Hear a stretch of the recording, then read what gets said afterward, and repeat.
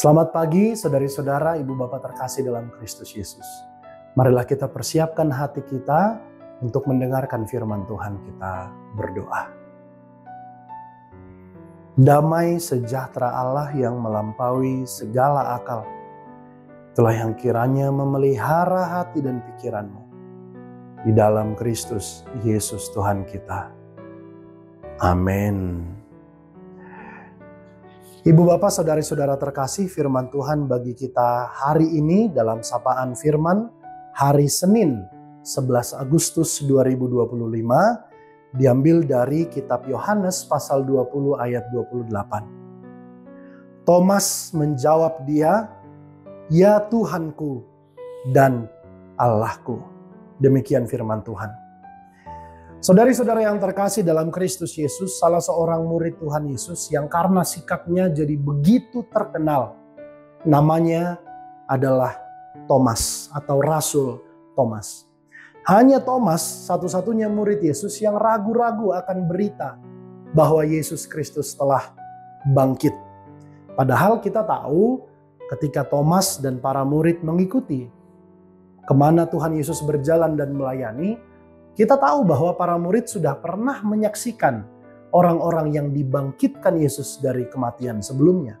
Misalnya putri Yairus dibangkitkan Yesus dari kematian dalam Markus 5 ayat 21-43. Lalu Thomas juga pernah lihat juga gimana Tuhan Yesus membangkitkan Lazarus yang tercatat dalam Yohanes pasal 1 ayat 1-45.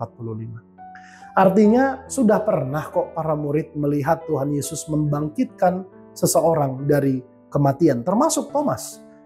Tapi bagi Thomas, kebangkitan orang mati itu masih janggal, apalagi Tuhan Yesus yang bangkit dari kematian setelah mati di kayu salib.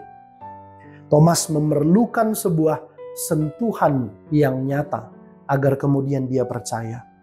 Saudari-saudara yang terkasih dalam Kristus Yesus, pada firman hari ini kita melihat sebuah ungkapan kekaguman dan deklarasi iman dari Thomas, murid Yesus. Dalam akar kata Yunaninya disebut ho theos mou, katanya, Tuhanku dan Allahku. Ini bukan sekadar ungkapan kagum dan takjub, tapi merupakan sebuah pengakuan akan yang ilahi. Bukan cuma nabi atau orang sakti, tetapi Yesus Kristuslah Allah itu sendiri. Kita lihat di sini ya, ada peralihan dari keraguan dari Thomas menjadi sebuah keyakinan yang mendalam. Pengakuan langsung kepada Yesus Kristus yang bangkit, Yesus Kristus yang hidup. Ibu bapak yang terkasih dalam Kristus Yesus, setidaknya kita bisa lihat dua pesan firman Tuhan pada hari ini. Pesan yang pertama, iman itu tumbuh dari pengalaman. Iman bukan sekadar teori a priori. Pengalaman melihat kuasa Tuhan bekerja. Pengalaman merasakan kehadiran Tuhan. Itu adalah jawaban dari iman. Dan itu juga gerak iman. Sebagaimana Thomas mendapatkan keyakinan teguh akan imannya.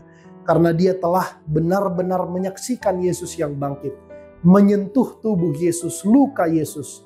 Dan mengalami kehadiran Yesus yang bangkit itu. Pesan kedua kemudian adalah boleh saja kita melihat Yesus sebagai sahabat, teman akrab, guru begitu ya di dalam kehidupan kita.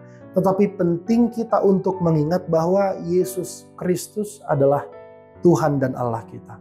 Sehingga kita juga boleh menaruh kagum, sembah dan hormat pada sosok atau figur Tuhan Yesus Kristus. Amin, kita berdoa. Terima kasih ya Tuhan atas firman hari ini. Kiranya Engkau berangkatkan kami menuju hari yang baru. Terpujilah nama-Mu Tuhan, dalam Kristus kami telah berdoa dan mengucap syukur. Amin.